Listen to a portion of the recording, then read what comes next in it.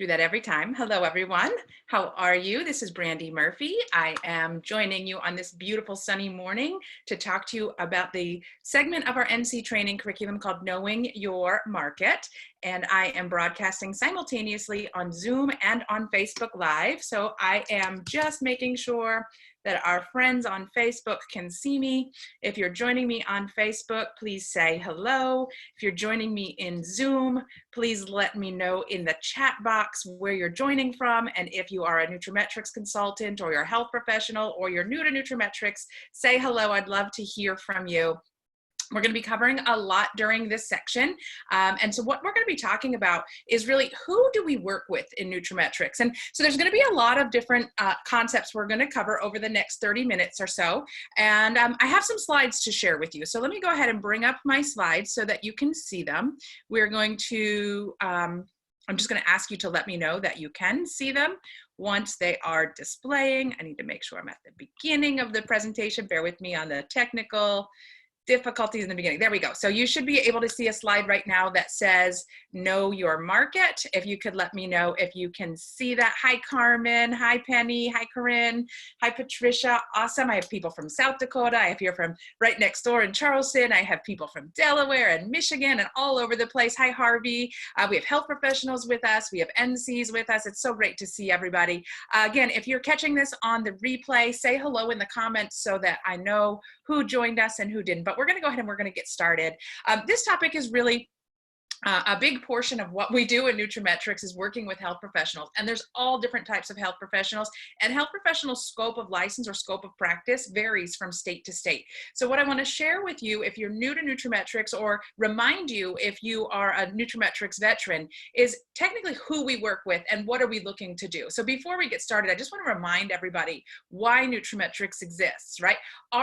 Our goal, our mission is really to transform healthcare. We are on a mission to change what we believe is a broken sick care system in our country, because it really focuses on treating people after they've already presented with disease or sickness or illness. And we believe true healthcare should focus on promoting health and promoting wellness. And in our country, even if you look at your own insurance plan, it's pretty evident that it's not really a wellness-based program, because what are the things that are covered under our wellness benefits? It's things like pap smears and mammograms and colonoscopies and things that are all diagnostic in nature, but you have to already have some sort of symptom or sickness or presentation of disease in order to even qualify many times to get those types of things. Or we're looking just to catch them once they've already started in the early phases. So early diagnostics are good, but they're not about promoting health or promoting wellness. So we want to help practitioners create a bridge from traditional medicine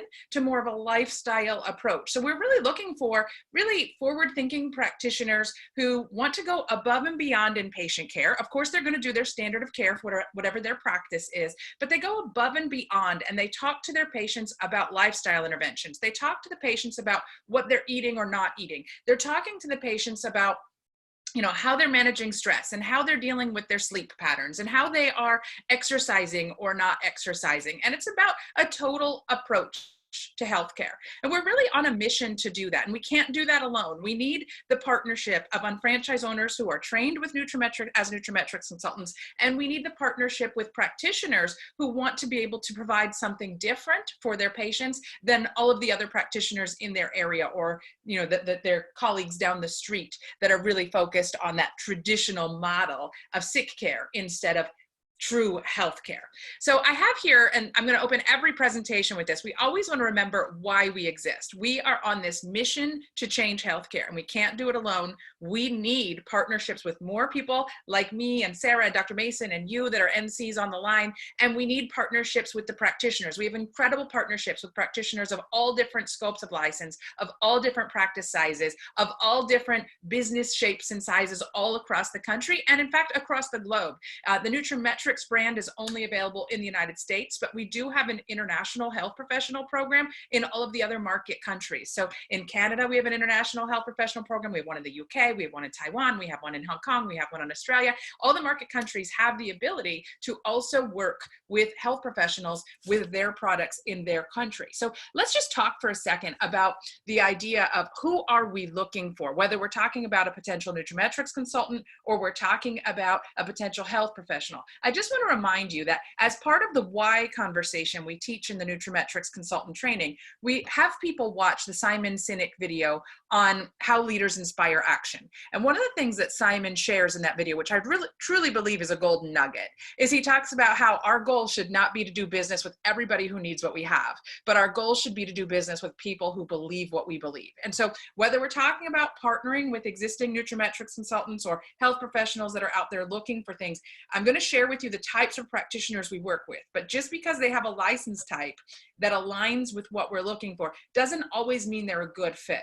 We want to make sure that we're aligning with practitioners who believe in supplementation. We want to make sure that we align with practitioners that believe that lifestyle matters. If we don't do that, if we just go out and say, okay, that person's a doctor, that person's a chiropractor, that person's a dentist, so they're my ideal market, you are going to open yourself up to a lot of potential challenges. Because if you find yourself going into a mode of convincing the practitioners that lifestyle is important, you're going to make your work cut out for yourself much, much, much harder, right? There's already thousands of practitioners out there that believe that lifestyle matters. There's already thousands of practitioners out there that are looking for the solutions that we have.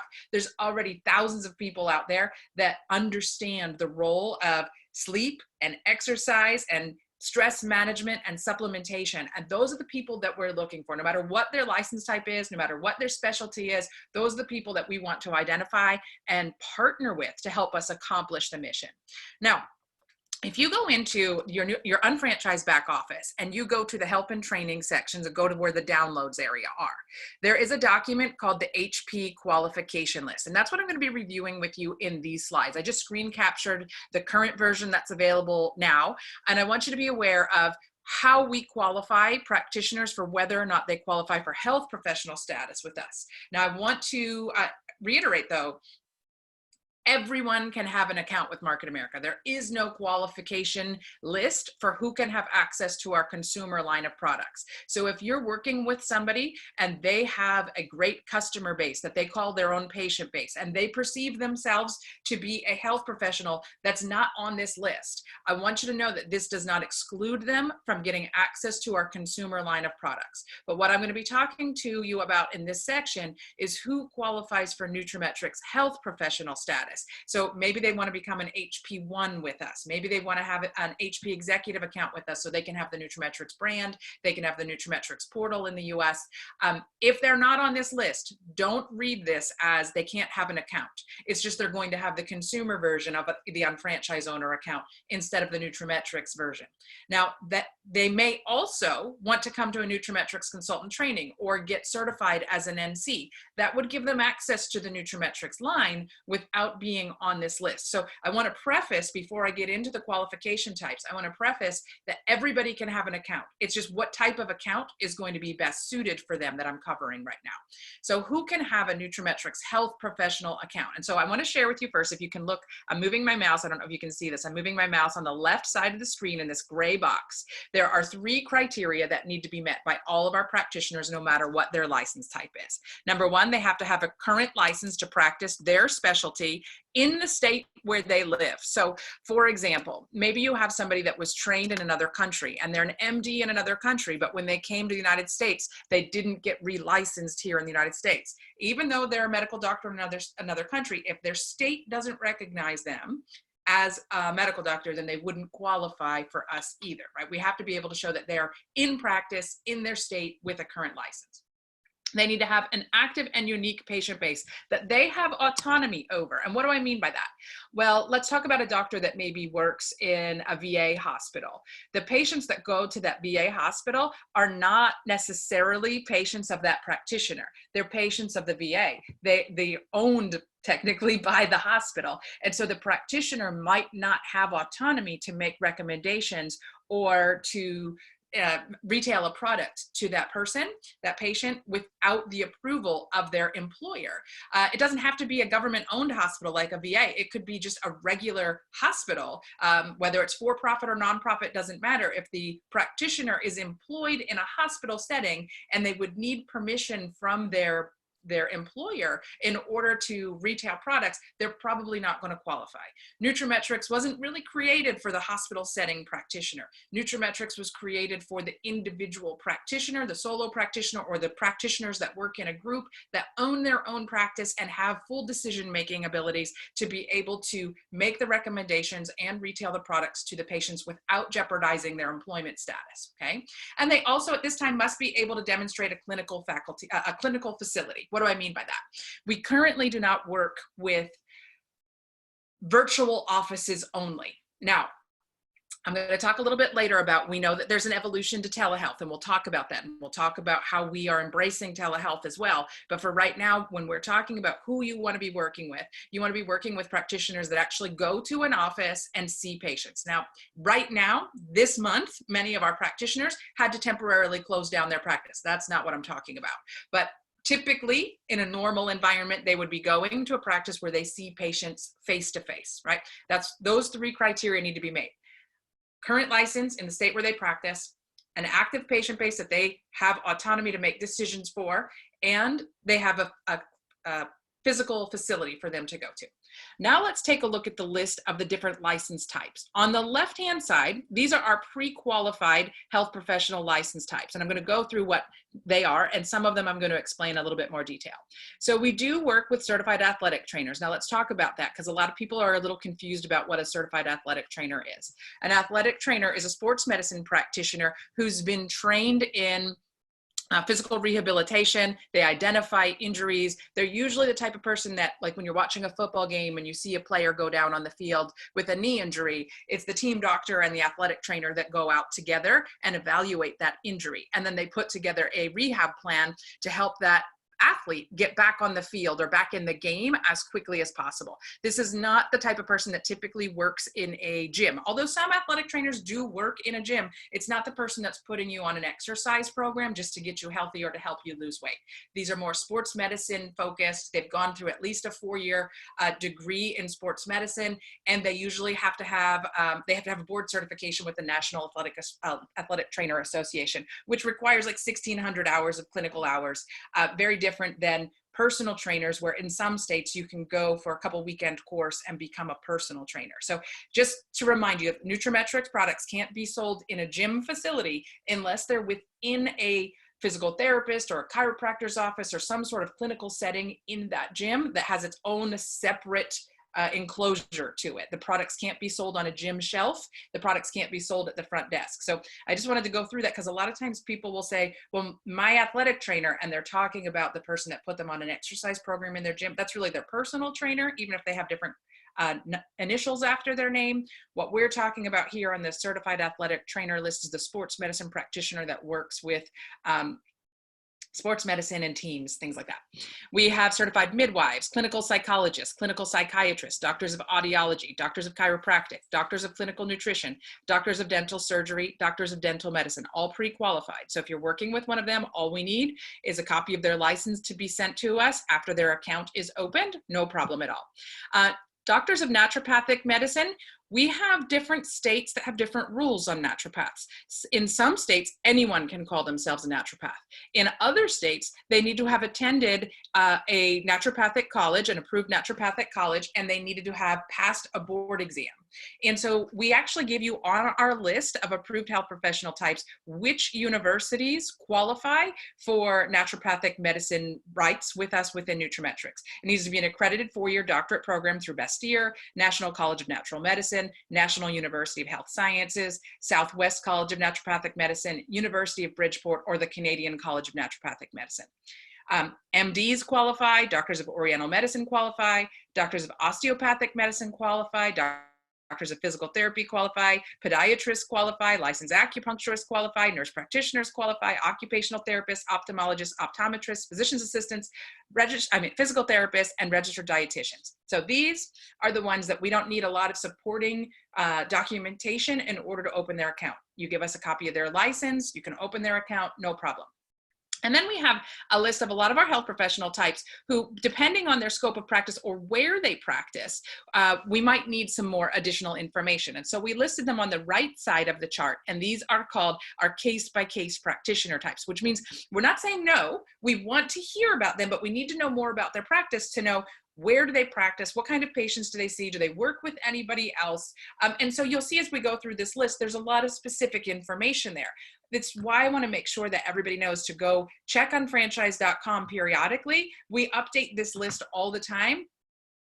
Make sure you have the most up-to-date list. So let's talk about what these are. Approved health professional business owners. What does that mean?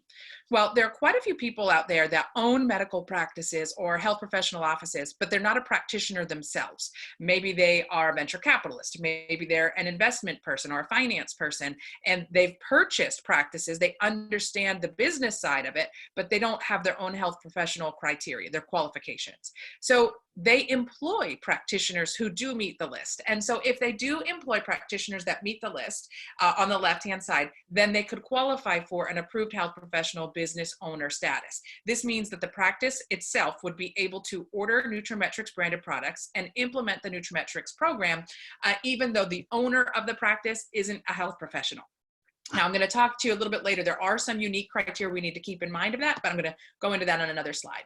We also have certified clinical nutritionists. Again, this comes from the fact that different states have different criteria of who qualifies as a nutritionist or who qualifies as a naturopath. And so we do need to look at their individual criteria. Massage therapists. Some states, you can become a massage therapist by attending a weekend course. Some states, you need to go through a year-long or a 2-year-long program to become a massage therapist. So we need to look at what state are they in and what criteria have they met. Same thing with dietitians. Some states do not allow for individual nutrition or food counseling unless you are a registered dietitian. Other states allow them, and I'm going to go into more detail about that. Licensed nutrition counselors, LPNs or licensed practical nurses, pharmacists. We're going to talk about pharmacists in more detail. The reason why pharmacists are on our case-by-case list isn't because we do not respect their training or their education. They have very extensive education and they're very well versed in supplementation and possible contraindications with medication. So their training is amazing. The challenge with pharmacists is that Market America, not just nutraMetrix, but Market America has a policy against our products being sold in a retail environment. And the vast majority of pharmacists work in a retail environment. So we have to be able to show that the pharmacists that partner with nutraMetrix aren't putting our products in a retail environment on the shelf among all the other products that they have access to. And so the pharmacists that we work with are clinical pharmacists, practitioners, or they're working with a collaborative practice agreement, meaning they're in a clinical setting, like they're within a physician's office or in a hospital group if you're working with hospital groups. We also work with registered nurses, respiratory therapists, licensed social workers, dental hygienists, licensed psychoeducational specialists. These are practitioners that maybe work within a school setting, but if it's a private school or they have private patients that come to them so that their students can help them with focus and things like that. That would be what the licensed psychoeducational specialist is. Licensed professional counselors and licensed mental health counselors. All of these we have case-by-case criteria for, which is spelled out on the document. Okay, now let's go through, if you have somebody on the case-by-case approval list, how do you get them approved? Well, when you start the conversation with them, you want to do your research. And when we go through the practice planning guide, there's something called the pre-call planning form. When you look at the pre-call planning form, this is before you've even done your discovery meeting with them. This is before you've reached out and actually done your first appointment with them. You've probably gone to their website and you've tried to find the about me information for the practitioner. You can find a lot out by simply going to their website and looking at what their background is. And then you can reach out to them once you have the appointment and you just talk to them about what we offer in general. You don't have to necessarily talk about nutraMetrix versus Market America. You could talk about the discovery meeting. You could talk about our proposal, gather more information about them, and tell them that we have different options available for different provider types, right? And that way, if they don't qualify for nutraMetrix consultant status, you're still talking to them about isotonics. You're still talking to them about TLS. You're still talking to them about our consumer line of products, but you're not promising them that, for example, they're going to be able to be an HP1 unless you know they qualify. That might mean you need to email us with the case-by-case approval process in advance before you know what solution you can offer to them. So if the license type is on the right side of the list, the case-by-case list, you're going to send an email that comes from you or the health professional, preferably from the health professional, that describes their practice. You can also email it or fax it in if you want to, but email is usually pretty easier. You're going to describe the practice. You're going to talk about what type of facility they work with. You're going to talk about how many practitioners work in that practice. And if all of the practitioners are interested in nutraMetrix or just one of them, we're going to talk about, are they full-time? Are they part-time? Do they work somewhere else? You're also going to talk about, what are their credentials? What type of unique training do they have? Do they have a license to practice in their state? If so, we're going to collect that license from them. We need license types from all of our health professionals. I mean, we need a license on file from all of our health professionals, even if they're on the left side of the list, the pre-approved side of the list. We also want to know, do they have accreditation requirements with a board that issued their license? Does that board require an exam? Do they need a business license to practice where they practice, whatever state they're in? What type of training have they had? How many days per week do they see patients in a specific office? Do they have to have ongoing CMEs or CEUs? CMEs, for those of you that are new, stands for Continuing Medical Education Credits. CEUs is Continuing Education Units. So usually health professionals that are recognized by a state have to continue their training, and every year or every 2 years, they have to have some sort of ongoing training requirement to maintain their license type. We want to know about that. Does the practitioner work in a facility that allows the retailing of a product line? So let's say you have a nurse that's working in some sort of clinical setting. We need to know that the practitioner that owns that practice is open to the nurse talking to them about supplementation. We don't want anybody going rogue and jeopardizing their employment by doing something that their practitioner is unaware of. So can the practitioner legally make nutritional recommendations? We're going to talk about that in more detail. Do they have the scope of license to diagnose and treat?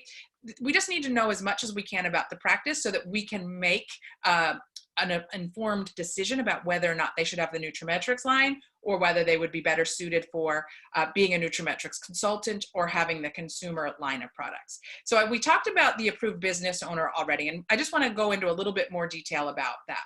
We do need a copy of the business license showing that they own a health professional practice that has the qualified list employed by them. So maybe they own a practice that they employ MDs. Well, then we would need the business license for the business, and we would need the license from one of the MDs that they work with. Just be aware that if that license for Dr. Smith is submitted for this practice, then Dr. Smith can't be his own unfranchised owner. He can't have his own account using the same license on 2 separate accounts, okay? Other things to talk about, we talked about the pharmacists.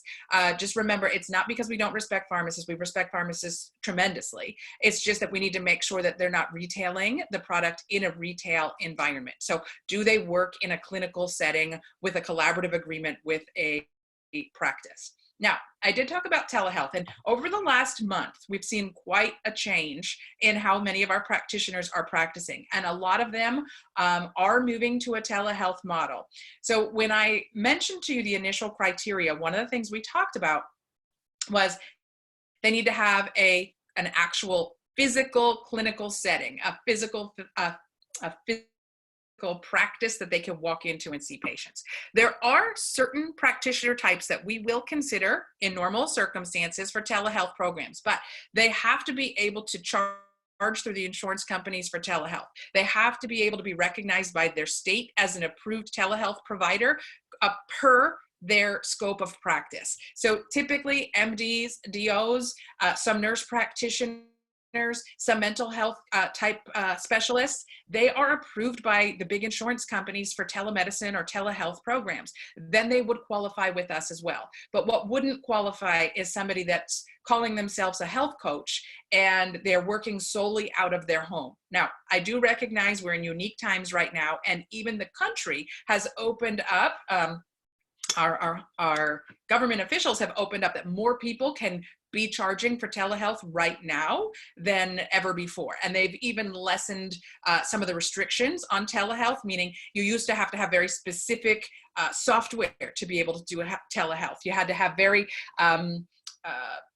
secure telehealth systems. And right now, because of the state of how everything's going, you can do telehealth over Zoom, you can do telehealth over FaceTime, you can do telehealth over Facebook Messenger. That probably isn't going to stay very long as a permanent solution. When things go back to the new normal, we probably will have more practitioners that are able to do telehealth than we had in the past, but I'm sure they're going to go back to making sure everything is secure. So we will stay in touch with what's going on in the industry. And as telehealth continues to evolve moving forward, we will consider making those approval processes easier for telehealth practitioners as well. A couple of other things to remember. You want to make sure that your health professional is on our approved list before opening their account. There's nothing more embarrassing than opening an account for somebody as, let's say, an HP1 and then submitting their license only to find out they weren't on our case-by-case approval list or they weren't on our pre-qualified list and we need more information from them. And if it turns out that they wouldn't be qualified, then all of a sudden they feel very offended. And so you want to find out, do they qualify before you open their account? If they don't qualify for nutraMetrix consultant status, it's okay. They can still have access to the consumer line. We don't exclude anybody from having access to our product line. It's just what type of account is going to be the best fit for them. Maybe they're better suited as a nutraMetrix consultant. For example, maybe you're working with an MD that you know very well, but they work in a large group. Maybe they're part of, like here in Carolina, where I live, MUSC, the Medical University of South Carolina, owns a lot of the practices. So maybe they're employed by the medical university and they wouldn't be able to implement nutraMetrix into their own practice, but they have a lot of colleagues who are in private practice that they could lead me to, right? Then that health professional, that medical doctor, might function better as a nutraMetrix consultant, as a referral source to lead me to other providers who can implement in their practices. And then that MD who works for the medical university could still benefit from the group business volume created through their contacts that they led me to. So there's nobody that can't benefit from having nutraMetrix in their organization, but we just need to make sure that we set them up right from the beginning, okay? And then you want to make sure, no matter what type of account they have, whether it's case by case, whether it is a pre-approved license type, that you submit their license to us as soon as possible. Preferably collect it with the application materials so that when you open their account, you send in their license the same day.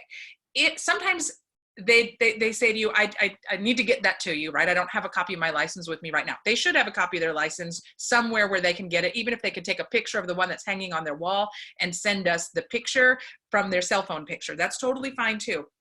But what ends up happening if they say, let me get that for you, is they get busy and they forget and 30 days go by and you get a warning from nutraMetrix that we don't have their license yet. And then eventually their nutraMetrix portal gets shut down because they don't have their license on file. So we don't want that to happen. That gets embarrassing for them. What will happen if their patients try to go order on their portal is they'll say this health professional does not have access to this nutraMetrix product line. That's embarrassing for them. That's embarrassing for you. So you want to submit their license as soon as possible to avoid that from happening.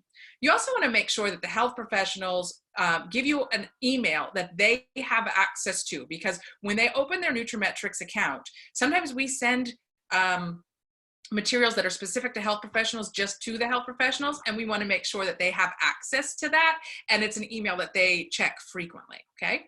A couple of other things to consider.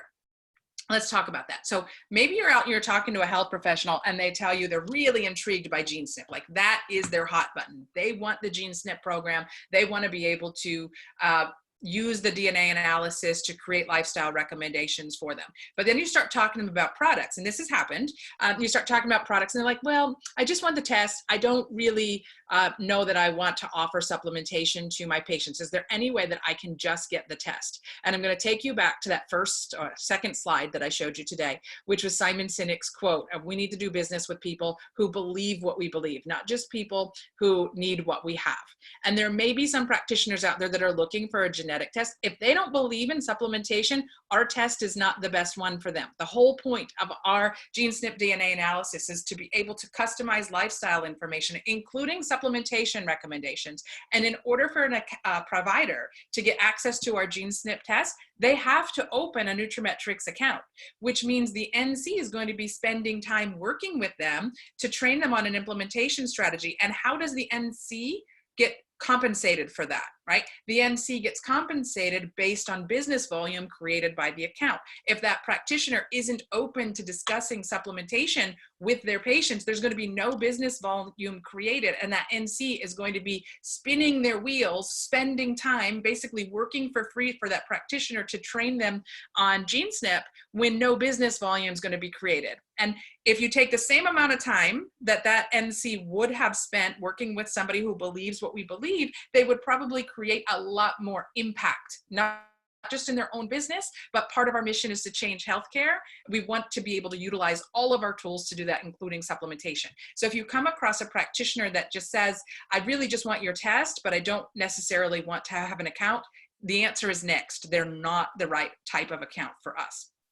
Okay. Also, when we're talking about implementing the lifestyle management system into our health professional practices, where does that really come from, right? A lot of those lifestyle type education programs come through the TLS weight loss solution. And in nutraMetrix, we call TLS Select because the practitioner scope of practice is getting added into what we offer. Through TLS. So TLS is based on 4 key components, whether it's in a consumer offering or the health professional setting. Those 4 key components are low glycemic impact eating, focusing on fat loss, not weight loss, like improved body composition, making sure that they're exercising as well, making sure that they're using the supplementation to help support hormone balancing necessary for many people to lose weight, and education. So the education part is key.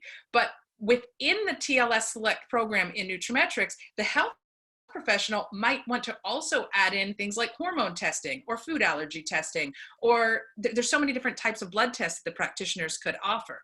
So the question then becomes, are they going to be implementing the TLS program focusing primarily on the education and the product sales, or are they also going to be building in some nutritional interventions and counseling type sessions for that? And if so, how are they going to be billing the patients for that?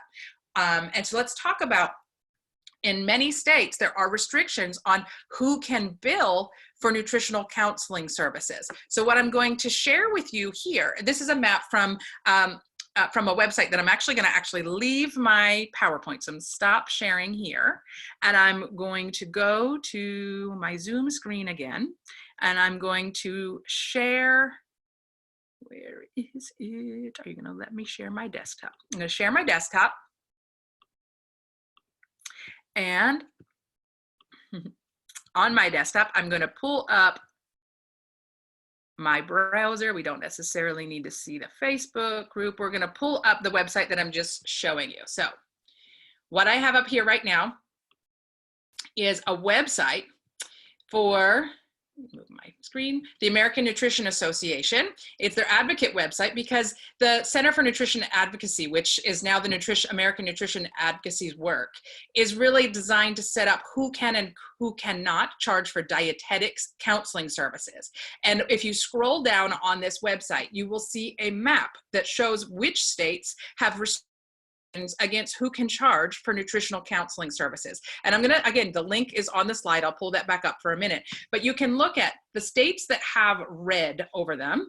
The red states have some sort of restriction in place of who can charge for nutritional counseling services. Now, as a nutraMetrix consultant, as an unfranchised owner, as a retailer, we are not making our money off of the counseling of people on what to eat and what not to eat. We are making our money on, number one, managing an organization through our MPCP, but also on retailing of products. Retailers are exempt from what I'm going to talk to you about, and I'm going to show you an example of that. And most of our health professional types, the approved health professional types that I shared with you a few minutes ago, most of them are exempt from the dietetics licensing rule. But what this means is that just no one off the street can just go ahead and start counseling or charging for nutrition counseling in states where dietitians are the only ones allowed by that state, because of the way that things are, to charge for nutritional counseling services. So I'm just going to pull up, I already opened up the page for Georgia. If you select from the drop down, I just picked Georgia because it's right next to me and it's one of the red states. If I click on the link for Georgia, it's actually going to take me to the ruling about who can and cannot charge for nutritional counseling. And I'm sharing this with you in a segment about TLS Select, because when you get into our TLS Select training, we teach that the practitioners can build in a $30 per hour, as an example, counseling fee to do group sessions on TLS Select. Well, if they're not one of the exempt providers and it's just an average person, they're probably not going to be able to charge in a red state to do that. The green states have no licensing laws, so they would be able to do that. But what I'm going to do, again, I'm going to share the link with you for this website, and you could go, you should learn for your state who can and cannot charge for nutritional counseling. But what I want to share with you here is who is exempt in Georgia. I pulled up the Georgia statute. So in Georgia, dietitians can charge, but also persons licensed to practice dentistry, medicine, osteopathy, chiropractic, nursing, pharmacy. Many of our health professional types that are approved health professional types can still do, because of their other scope of practice, they can still charge for nutritional counseling. But then if we look here and we scroll down a little bit more, persons who provide weight control services, provided the weight control program has been reviewed by, consultation is available from, and no program change can be initiated without prior approval, a dietitian licensed under this chapter or a dietitian licensed in another state which has licensure requirements which are substantially equal to the requirements contained in this chapter. So the TLS program was reviewed in North Carolina, where it was created by a dietitian, and it's been approved by a dietitian in North Carolina. So TLS does fall under here. But also look at this. Persons from marketing or distributing food, disseminating information on food, food materials, dietary or food supplements, or minerals or herbs, including but not limited to or employees of health food stores, licensed businesses which sell products, blah, blah, blah. So again, we are not, as UFOs that are retailing products, we are getting paid on the retailing of those products, not necessarily on the nutritional counseling. But these rules do vary from state to state, and I want people to be aware of that. So again, you're going to go to the website, theana.org, and you're going to look up the map. You just scroll down, you find the map, you pick your state from the drop down, and you can read what the criteria are for your specific state. Okay, now let me pull my slides back up. I'm going to, oh, maybe you didn't even see that. I hope you saw that. If you didn't see that, I'll put the link to the website in the chat box. Now what I'm going to do is pull back up my slide presentation. Okay, let me just look here in the chat box. Okay, you can. Technology, you saw it, awesome. Thank you so much. I so appreciate it, Patty, for you telling me that. Okay, great. And so now we're going to go back down, and you should be able to see the slides again. Can you write in the chat box in Zoom? Can you see my slide again now, which says HP state restrictions on it? Somebody could comment there. Do you see the slide that says, okay, perfect. Thanks, Alexandra. I appreciate that. So we also want you just to be aware of, in some states, there are some restrictions for practitioners about what they can and cannot do about supplementation. And there's a state restrictions document also in our download area. And so you're going to go into unfranchise, you're going to go into the help and support area, the help support tools area, go to downloads, type in state restrictions, and you'll find this. We're aware of some states that do restrict the selling activities of some of our providers. They should be aware of what their scope of practice is and whether or not they're allowed to sell supplements, and if so, what the restrictions are for that. That's going to vary from practitioner to practitioner. They should be aware of that, but I just wanted to point that out for the NCs, that there may be some state restrictions. For example, and some of these are old, some of them have been updated, but when I first started my business started in Pennsylvania, and I lived in Southeast Pennsylvania near the New Jersey border. And when I was growing my business, this is back in the early 2000s, chiropractors in the state of Pennsylvania were allowed to discuss supplementation and retail products to their patients. But if I crossed the river and went into New Jersey, the New Jersey chiropractors were not allowed to discuss supplementation or discuss eating with their patients. Their scope of practice in New Jersey back in the early 2000s was literally limited to adjusting the spine. And then just out of strangeness, right? My chiropractor in Pennsylvania could adjust any joint on my body. They could adjust my wrist, they could adjust my ankle, they could adjust any joint on my body. But the scope of license for chiropractors in New Jersey, which was much more restrictive. In 2009, the licensing for chiropractors, their scope of practice changed. So in 2009, chiropractors were all of a sudden allowed to talk about supplementation and diet with their patients, but they had to make sure in order to be able to do that, that they had continuing education credits in the area of nutrition. So sometimes it's just a simple scope of practice change like that. As long as they have CMEs or CEUs in the area of nutrition, then they can offer them. But again, the practitioner should know what their scope of practice is. In some states, what limits the practitioners to selling products is they just need to make sure that they're not coercing their patients to buy the products from them. Like the practitioner should not be saying to their patient, if you don't buy this product from me, I'm not going to treat you anymore. Instead, they're going to say something like, I'm going to recommend the use of a vitamin D for you. Your vitamin D levels are low. We're going to recommend a vitamin D. I have one here, but you're welcome to go get one somewhere else. Or if you have one that you're already using that you prefer, that's fine too. For your convenience, I've chosen this product line to carry in my practice. It's the one that I use personally. You're giving them choices. You're not putting undue stress or pressure on them. So sometimes it's just a matter of, number one, making sure that they're being completely ethical, that there's a scientific reason why they're making the recommendation that they're recommending, and it can't just be because they want to make money off of the patient. They know that the patient could benefit from the product, and there's sound health advice as to why they're making that recommendation. And they're also letting the patient know, if you decide to purchase from me, I may make some money off of that sale. So if a practitioner is uncomfortable the products, we do give them a commission disclosure statement that could be added to their privacy statement. You know, as a patient, every time you go to your practitioner's offices for the first time each year, you have to sign off on their privacy statement. We give some sample language. Again, this is in the back office under downloads. For a commission disclosure statement, it could be something as simple as having the patient sign that I may recommend to you as part of my treatment program one or more nutritional supplements. I recommend this supplement or these supplements because I believe your health will benefit from them. I want you to know that because of my belief in the integrity and the effectiveness of these supplements, I'm a distributor of these products. And in that role, I may receive commission from your purchase of them. And just have the patient sign off on it. They don't have to use this language. We're just giving them some language in case they don't know what to do in order to stay compliant within their rules. If their state says they need to disclose commission, we give them an example of that. Some other things to think about while we're talking about some of the regulations, we do want to make sure that patient privacy is protected. We already talked about every year privacy statement. We also give them a sample HIPAA statement that they could add to that paperwork that the patients sign every year as well. Something as simple as by signing below, you hereby authorize this health professional to release protected health information to Market America. The only health information we're collecting is their name, their address, their email address. It's not really a diagnostic information. And their, maybe we're going to send them emails. Now, the health professional does get to choose whether they want us to send emails or not. They can opt in to emails for their customers or not, okay? But we just give them all the tools that they need, so we have sample HIPAA language there as well.